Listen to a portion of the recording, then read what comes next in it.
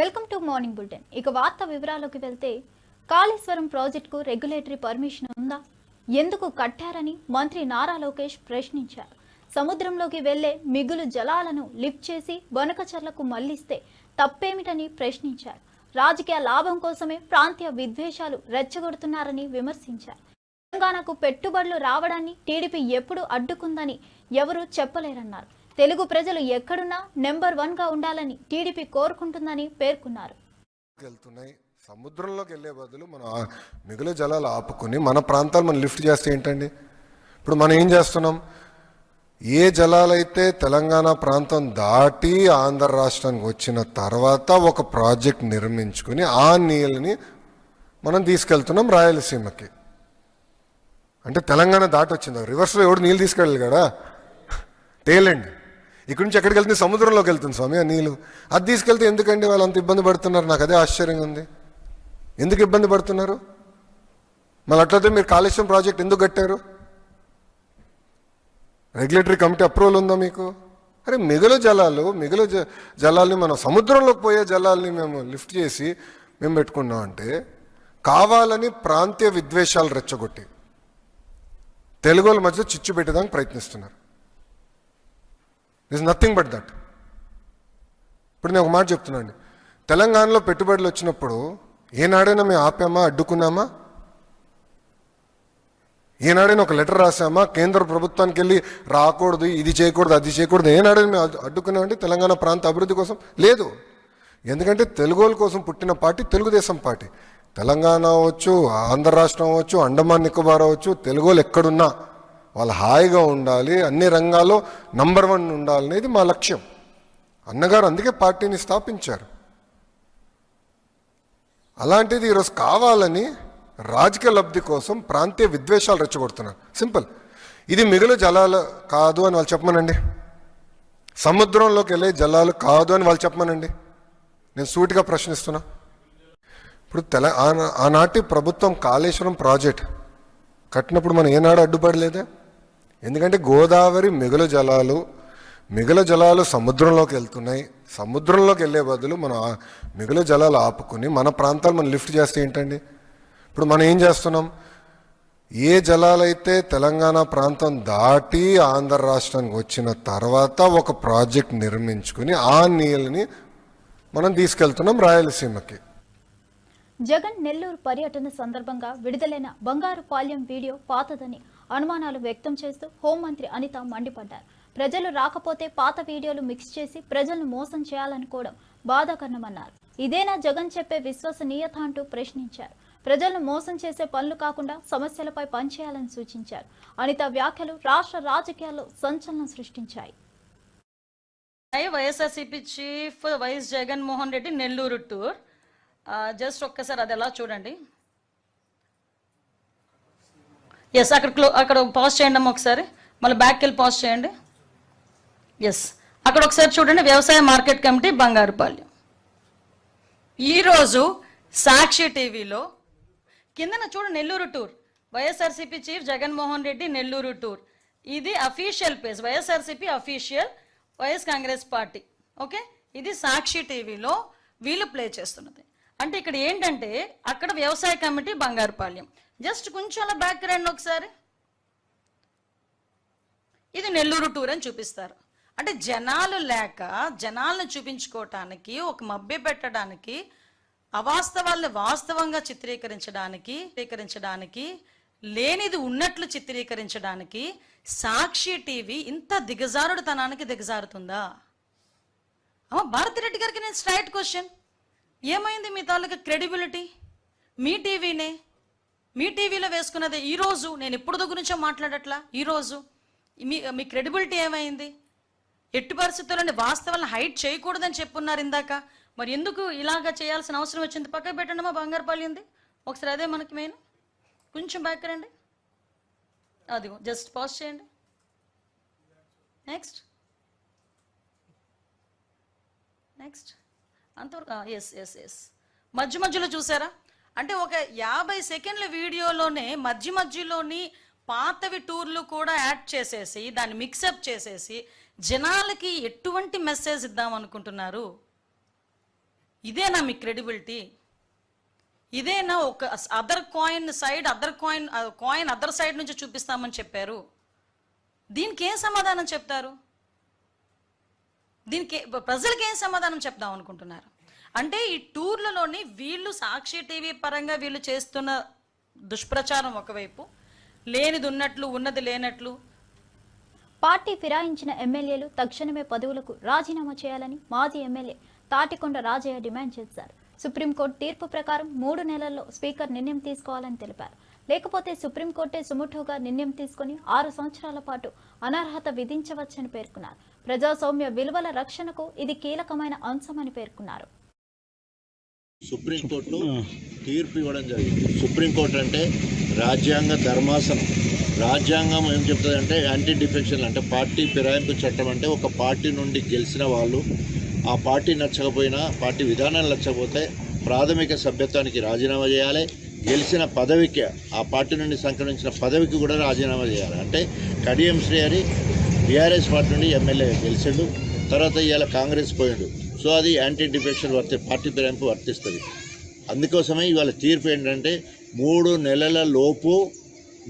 నెలల లోపు స్పీకర్ చర్య తీసుకోవాలి. ఒకవేళ 3 నెలల లోపు చర్య తీసుకోకపోతే సుమోటోగా సుప్రీంకోర్టు తీసుకొని, సుప్రీంకోర్టు తీర్పు ఎట్లా ఉంటుందంటే 6 సంవత్సరాల వరకు పోటీ చేసేదానికి అర్హత లేకుండా ప్రకటించడం జరుగుతుంది. సో అది జరగకముందు ఏం చేస్తారంటే వాళ్ళ పార్టీకి సంబంధించిన నేతలు కానీ లేదా స్పీకర్ కానీ 3 నెలల లోపే రాజీనామా చేయమని చేస్తారు. ఒకవేళ రాజీనామా చేయకపోతే 6 నెలల పోటీ చేయకుండా బహిష్కరణకు గురి కావాల్సి వస్తుంది. 6 సంవత్సరాలు 6 సంవత్సరాలు పోటీ చేయకుండా బహిష్కరించే కార్యక్రమం తీర్పులో గతంలో జరిగింది. తప్పకుండా 6 నెలల్లో ఎలక్షన్ వచ్చేయడం ఖాయం. అయిదా పర్లేదు, సుప్రీంకోర్టు తీర్పు ఇవ్వడం జరిగింది. సుప్రీంకోర్టు అంటే రాజ్యాంగ సుప్రీంకోర్టు తీర్పును స్వాగతిస్తున్నామని బీజేపీ ఎంపీ రఘునందన్ రావు పేర్కొన్నారు. స్పీకర్ 3 నెలల్లోగా తగిన నిర్ణయం తీసుకుంటారని ఆశిస్తున్నామని చెప్పారు. అయితే నిర్ణయం తీసుకోకపోతే ఏమవుతుందన్న అంశంపై సుప్రీంకోర్టు స్పష్టత ఇవ్వలేదన్నారు. ఇది చట్టపరమైన మార్గమైన ప్రజాస్వామ్య పరిరక్షణకు కీలకమైనదిగా అభివర్ణించారు. There is no much difference. TRS గెలిచినప్పుడు ఇదే కథ నడిచింది, కాంగ్రెస్ గెలిచినప్పుడు ఇదే కథ నడుస్తుంది. టీఆర్ఎస్ అధికారంలో ఉంటే కాంగ్రెస్ ఎమ్మెల్యేలని టీఆర్ఎస్లోకి తీసుకుంది, ఇలా కాంగ్రెస్ అధికారంలో ఉంటే టీఆర్ఎస్ ఎమ్మెల్యేలని కాంగ్రెస్లోకి తీసుకుంటుంది. అందుకనే తెలంగాణ సమాజానికి నేను చేసేటువంటి అప్పీల్ ఏంటంటే, ఇవి రెండు ఒక నాణానికి బొమ్మ బొరుసు లాంటివి. అయితే పింక్ కలర్ లేకపోతే మూవన్నెల జెండా తీసేసి ఒక ఆయన ఎంపీగా కూడా పోటీ చేసి పారేసిండు. టీఆర్ఎస్ పింక్ కలర్ని తీసేసి మూవన్నెల జెండా మీద ఎంపీగా కూడా పోటీ చేసిండు 3 నెలలు కాకముందే. సో ఇట్లాంటి కేసులోనన్నా కొంత స్పష్టమైనటువంటి జడ్జిమెంట్ ఇంకొంచెం మెరుగ్గా రాసుంటే ఇంకా బాగుండేది. ప్రజలు ఒక పార్టీ మీద ఒక జెండా మీద గెలిపించినప్పుడు ఇంకో జెండాకు పోతే రేపు కోట్లలో వేటు పడుతుంది అనేటువంటి భయం లేనప్పుడు ఏమవుతుంది? 5 ఏళ్ళే కదా, చిన్న కోర్టు దగ్గర నుంచి పెద్ద కోర్టు దాకా అన్ని కోర్టుల్ని మేము ఏదో చేస్తామనుకునేటువంటి భావనలోంచి ఎన్నుకోబడినటువంటి ప్రజాప్రతినిధులు బాగా రావాలంటే ఇట్లాంటి జడ్జిమెంట్స్ విషయం లోపల ఇంకొంత టైం తీసుకొని అయినా కానీ డైరెక్షన్స్ ఇస్తే బాగుంటుండే, వస్తే బాగుంటుండే.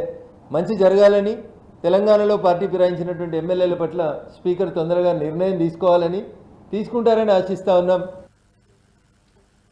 పార్టీ ఫిరాయించిన ఎమ్మెల్యేలపై సుప్రీంకోర్టు తీర్పు రేవంత్ రెడ్డి ప్రభుత్వానికి గట్టి హెచ్చరికగా ఉందని ఎమ్మెల్సీ అభిప్రాయపడ్డారు. స్పీకర్ రాజ్యాంగబద్ధంగా నైతికతతో కూడిన నిర్ణయం తీసుకోవాలని సూచించారు. ఎటువంటి ఒత్తిళ్లకు లొంగకుండా ప్రజాస్వామ్యాన్ని నిలబెట్టే తీర్పును ఇవ్వాలన్నారు. పార్టీ మారిన ఎమ్మెల్యేలు ప్రజల విశ్వాసాన్ని ద్రోహించారని విమర్శించారు. తెలంగాణ రాష్ట్రంలో బీఆర్ఎస్ నుండి గెలుపొంది గోడ మీద పిల్లులు లెక్క కాంగ్రెస్ పార్టీలో చేరినటువంటి ఒక శాసన సభ్యులకు సంబంధించిన అనర్హత వేటు విషయంలో ఒక చారిత్రాత్మకమైనటువంటి ఒక తీర్పు ఇచ్చినారు. 3 నెలల్లోనే స్పీకర్ గారు నిర్ణయం తీసుకొని రాజ్యాంగాన్ని కాపాడాలా, ప్రజాస్వామ్యాన్ని కాపాడాలా అని చెప్పని న్యాయస్థానం ఏదైతే తీర్పునిచ్చిందో ఇది రేవంత్ రెడ్డి ప్రభుత్వానికి, ముఖ్యంగా రేవంత్ రెడ్డి గారికి చెంపపెట్టు లాంటిదని చెప్పని భావిస్తూ ఇటువంటి ఒక అద్భుతమైనటువంటి ఒక విప్లవాత్మకమైనటువంటి ఒక తీర్పునిచ్చిన జస్టిస్ గవాయ్ గారికి, ప్రధాన న్యాయమూర్తులందరికీ కూడా హృదయపూర్వకంగా బీఆర్ఎస్ పార్టీ తరఫు నుండి ధన్యవాదాలు తెలియజేస్తా ఉన్నాం. ఇకపోతే ఇవాళ స్పీకర్ గారి పైన ఒక గురుతరమైనటువంటి ఒక బాధ్యత. గడ్డం ప్రసాద్ గారు ఆయన ఇవాళ స్పీకర్ గా ఉంటూ 3 నెలల వ్యవధిలో నిర్ణయం తీసుకోవాల్సిన అవసరం ఉంది అని చెప్పని సుప్రీంకోర్టు చెప్పిన ధర్మిల దీనిపైన ఆత్మ ప్రబోధంతో నిర్ణయం తీసుకోవాలి కానీ రేవంత్ రెడ్డి గారి యొక్క ప్రోద్బలంతో మాత్రం దయచేసి నిర్ణయం తీసుకోవద్దని చెప్పని విజ్ఞప్తి చేస్తా ఉన్నాను. ఎందుకంటే రాజకీయాలు ఉంటాయి పోతాయి, కానీ మనం ఆ కుర్చీలో కూర్చున్న తర్వాత తీసుకునేటువంటి నిర్ణయాలు భవిష్యత్తుకు పునాదులు అవుతుంది, ప్రజాస్వామ్య పరిరక్షణకు నాంది అవుతుంది. కాబట్టి ఇవాళ ఆ కుర్చీలో కూర్చొని ఏమాత్రం కూడా తప్పుడు నిర్ణయం తీసుకోవద్దు. స్పష్టంగా దానం నాగేందర్ గారు అయితే కాంగ్రెస్ పార్టీ నుండి ఆయన బీఆర్ఎస్ ఎమ్మెల్యేగా ఉంటూ కాంగ్రెస్ పార్టీ మీద నుండి పార్లమెంట్ సభ్యుడిగా పోటీ చేసినాడు. తర్వాత మిగతా శాసనసభ్యులందరూ కూడా పార్టీ మారిన వాళ్ళు కాంగ్రెస్ పార్టీ కండువా కప్పుకొని అనేక పార్టీ కార్యక్రమాల్లో పాల్గొన్నారు. తర్వాత పార్టీ ప్రచార కార్యక్రమాల్లో భాగస్వాములైనారు. కాబట్టి అనర్హత వేటు వేయడం అనేటువంటిది 3 నెలలు కాదు, 3 నిమిషాల్లో తీసుకోవాల్సిన నిర్ణయం. నేను గౌరవ ప్రసాద్ గారికి వారే మాట్లాడినటువంటి ఒక వీడియోను నేను ఒకసారి వారి దృష్టికి తీసుకొచ్చి గుర్తు చేయాలని చెప్పాలని అనుకుంటున్నాను. నేనైతే ఈ పార్టీ ఫిరాయింపులను తీవ్రంగా వ్యతిరేకిస్తున్నాను. ఎందుకంటే ప్రజాస్వామ్యంలో ప్రజల తీర్పును బట్టి ఏ పార్టీ నుంచి నిలబడితే ఆ పార్టీలో గెలిచిన తర్వాత ఆ పార్టీకి అండదండలుగా ఉండాలి గెలిచిన వ్యక్తి అని భావించే మనిషిని నేను. అందులో స్పీకర్ హోదాలో ఉన్న ప్రజాస్వామ్యాన్ని కాపాడే దిశగా నా ప్రయత్నం ఉంటుంది. నేను ఈ పార్టీ ఫిరాయింపులకు నేను చాలా వ్యతిరేకం. ఇది గడ్డం ప్రసాద్ గారు కొంతమంది జర్నలిస్టులకు ఇచ్చినటువంటి ఒక ఇంటర్వ్యూలో మాట్లాడినటువంటిది. నేను వారికి చేతులు ఎత్తి నమస్కారం చేసి విజ్ఞప్తి చేస్తా ఉన్నాను. ఇదే మాట మీద ఉండండి. మీరు ఏ ప్రలోభాలకు కానీ ఏ ప్రోద్బలాలకు కానీ దయచేసి మీరు లొంగకుండా ఉండాలని చెప్పని, మీరు తప్పనిసరిగా రాజ్యాంగాన్ని అమలు చేయాలని చెప్పని, వెంటనే ఈ 10 మంది పైన అనర్హత వేటు వేసి దేశంలోనే నెంబర్ 1 స్పీకర్ అని చెప్పని ఒక మంచి పేరు మీరు తెచ్చుకోవాలని చెప్పని కూడా మేము ఆకాంక్షిస్తూ మీకు చేతులెత్తి నమస్కారం. ఎన్నికల సమయంలో మైనార్టీలకు అనేక హామీలు ఇచ్చిన కాంగ్రెస్ పార్టీ ఇప్పుడు వాటిని అమలు చేయకపోవడం బాధాకరమని మాజీ మంత్రి విమర్శించారు. కేసీఆర్ హయాంలో డిప్యూటీ సీఎం పదవిని మైనార్టీలకు ఇచ్చినప్పటికీ ఇప్పుడు ఒక్క మంత్రిని కూడా నియమించలేదన్నారు. బడ్జెట్ నిధులు కేటాయించకపోవడంతో మైనార్టీల ఆశలు గాల్లో కలిసిపోయాయని అన్నారు.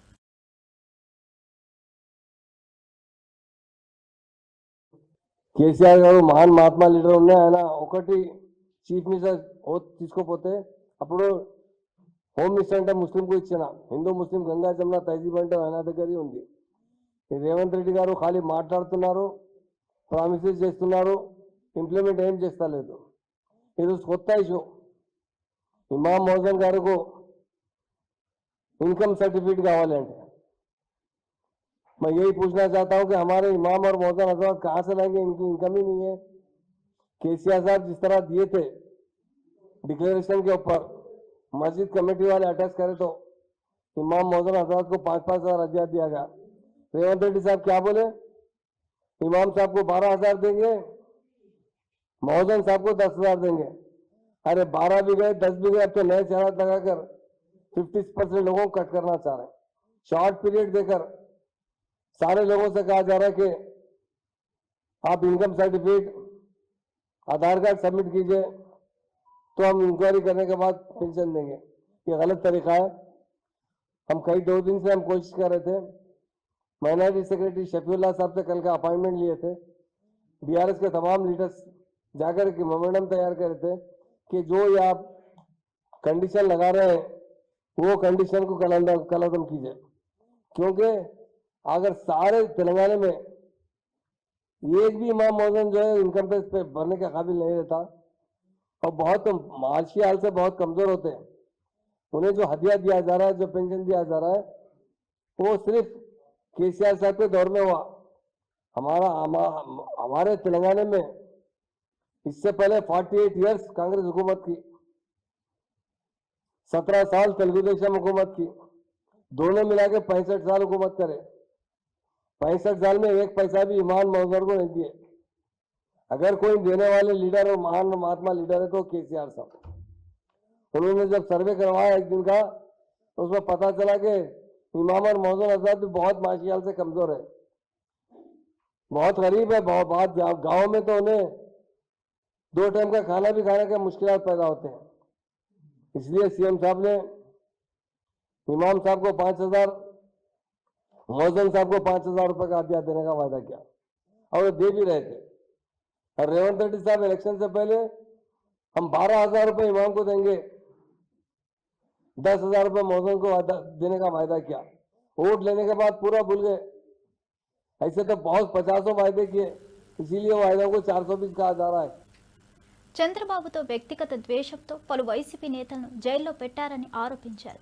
పిన్నెల్లి రామకృష్ణారెడ్డి, నందిగాం సురేష్, వంశీ, మిథున్ రెడ్డిలపై కుట్రలు పన్నారని పేర్కొన్నారు. చంద్రగిరి నియోజకవర్గాన్ని కోల్పోయినందుకు చెవిరెడ్డిని వేధించారని ఆరోపించారు. జగన్ నేతలపై అక్రమ కేసులు పెట్టేందుకు ప్రయత్నించిన తీరును ప్రజలు గమనిస్తున్నారని చెప్పారు. రమేష్ కొడుకును రాజీవ్ అనేవాడిని ఆయనను జైల్లో పెట్టాడు కేసులు పెట్టి. వల్లభనేని వంశీని ఒక కేసు అయిపోయిన తర్వాత మరో ఒక కేసు చిత్రహింసలు పెడుతూ జైల్లో పెట్టారు ఈ పెద్ద మనిషి.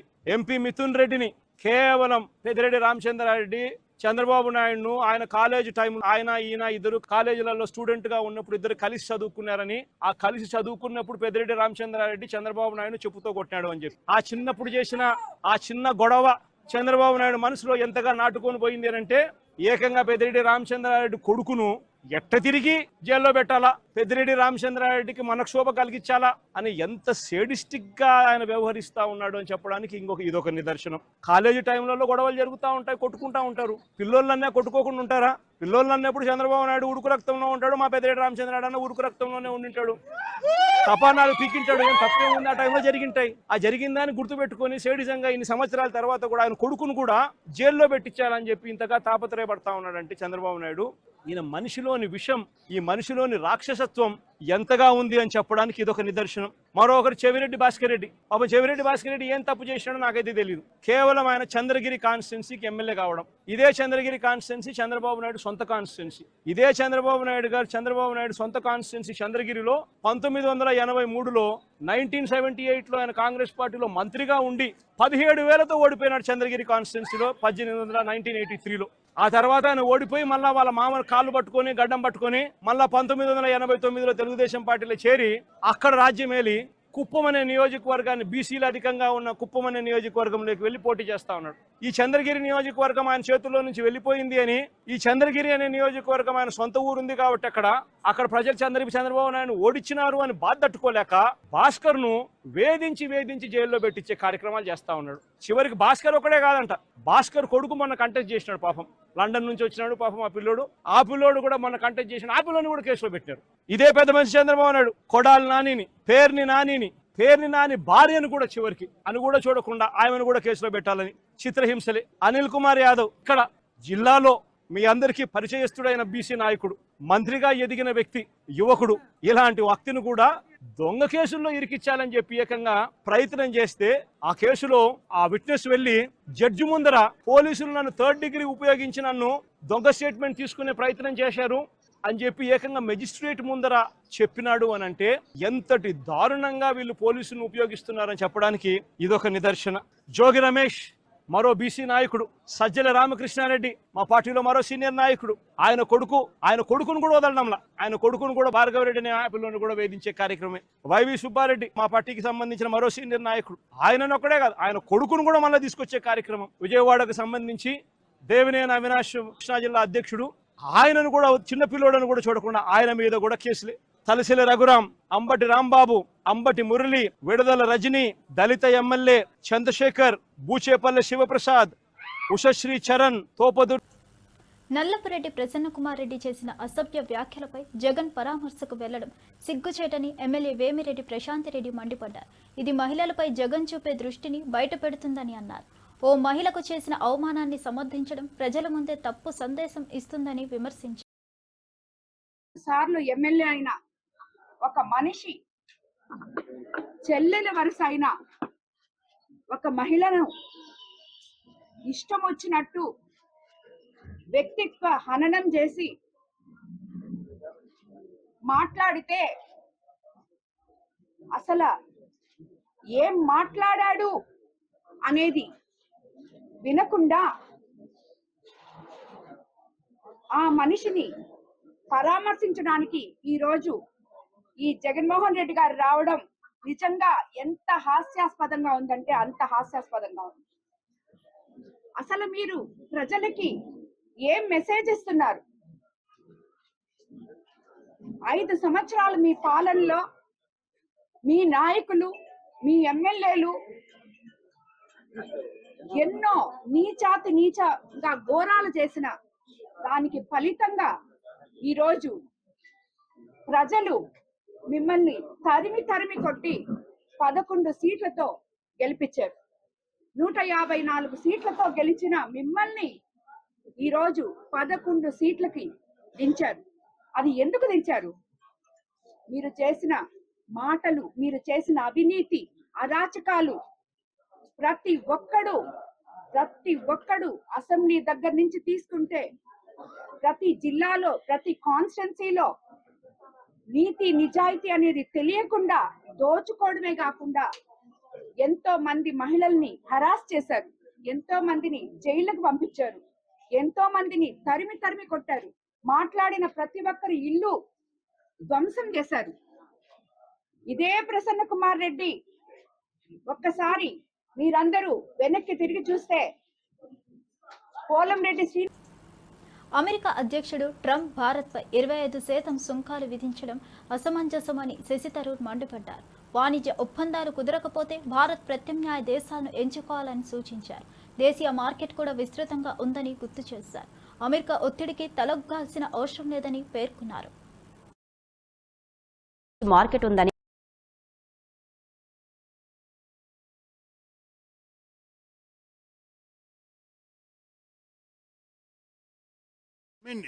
Challenging negotiation. We are negotiating with many countries. The US is not the only negotiation. We have an ongoing negotiation with the EU. We've already concluded a deal with the UK. We will be talking to other countries also. And if the worst comes to the worst, we will have to diversify more out of the American market into other markets if we can't compete in America. We are not without options. I mean, I think we have to understand we want and value the relationship with America. But if America is completely unreasonable in their demands, we will have to go elsewhere. I mean, that is the strength of India. No, we are not a totally export-dependent economy like, say, China is. We have a good, strong domestic market also. I would like to say that we must give strong support to our negotiators to find the best deal possible. If a good deal is not possible, we may have to walk away. We'll have to see.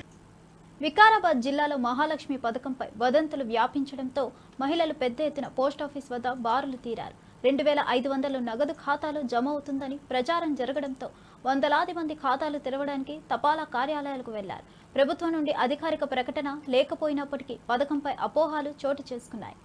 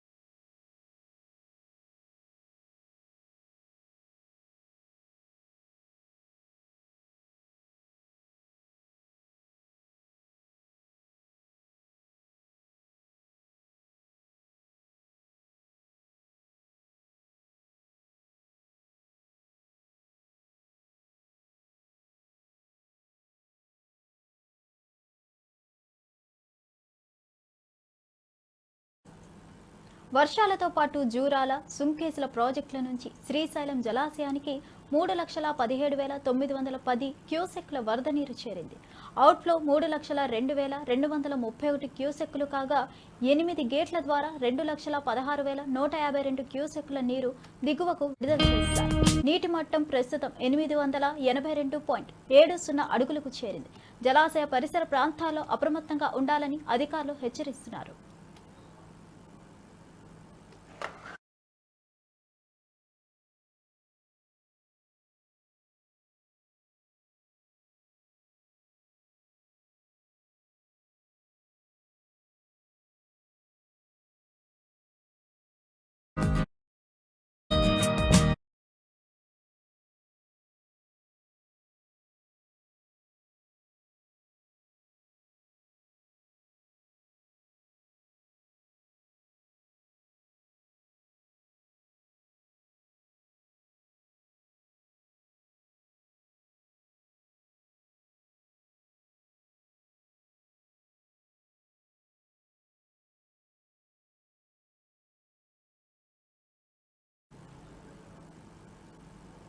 ఇవంటి ఈనాటి విశేషాలు. మరో బులెటిన్తో మళ్ళీ కలుద్దాం.